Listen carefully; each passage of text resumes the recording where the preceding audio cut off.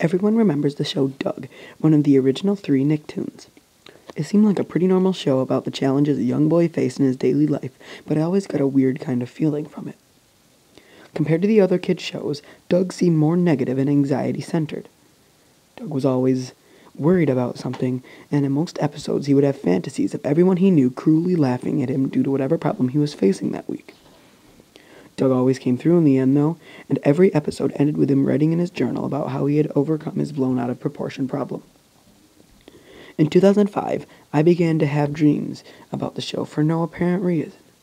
I cannot remember the details, but they made me want to see the show again. The show had not even been seen in reruns for years at this point, so I could not think of any way to see it again. To my surprise, however, it came back for 1 week in fall 2005, airing at 6 a.m. on weekdays. I watched it for all 5 days. The first 4 were episodes I remembered, but they did not sync up with my memories perfectly. It had been a while, so I just chalked it up to flaws in my memories. The Friday episode, though, was something I was positive I had never seen before. It started with the normal intro with the line drawings, but the characters never appeared. The lines continued as normal, reacting as if the normal characters were there. Once the intro ended, it switched to show Doug in a dark room writing in his journal. He was not narrating his writing like he usually did. He just silently wrote up for a minute. The screen faded out, and the usual episode title screen appeared. Yet there was no skit this time. They were just giant letters forming the title, Doug's Real Life. The episode opened with Doug eating breakfast. He was giving a voiceover about how there had been a big test he had neglected to study for. As his family was having a normal conversation, the screen started flashing.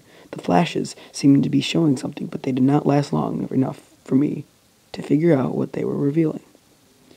Doug left his house and began walking to school. During his stroll, he had one of his fantasies about his life being ruined. Mrs. Wingo announced that Doug had flunked the test, and his entire class started laughing at him, with their heads swirling around Doug. This went on for longer than most fantasies, and the laughter sounded crueler than usual. When Doug got to school, the screen flashed again. This time it stayed on the new image, or rather the new animation style. The colors were darker, and many objects changed colors. It resembled a negative film. Doug was walking through the school hallway, which was full of kids who had never been seen on the show before. No one paid any attention to him. After Doug got to his desk, the animation switched back to normal. Suddenly, for no reason, the scene changed to after school had ended. Doug was walking home worrying to himself about the test. Upon reaching his house, his dog, Porkchop, had greeted him. Doug began talking to him until the screen flashed.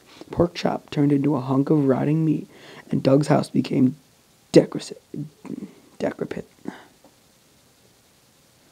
Doug went into his house and acted as if he was talking to someone, though it was completely deserted.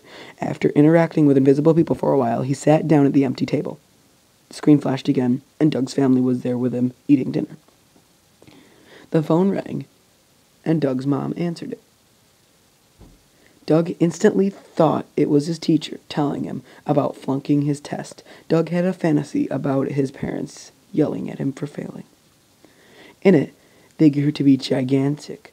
Their faces became twisted and dark red. The screen flashed back to the empty house. Doug was crying and apologizing, but there was no one else in the room. He went up to his bedroom, which was completely empty except for a book and a pencil. Doug picked up the book and started writing. He narrated this time. I can't tell which one is real.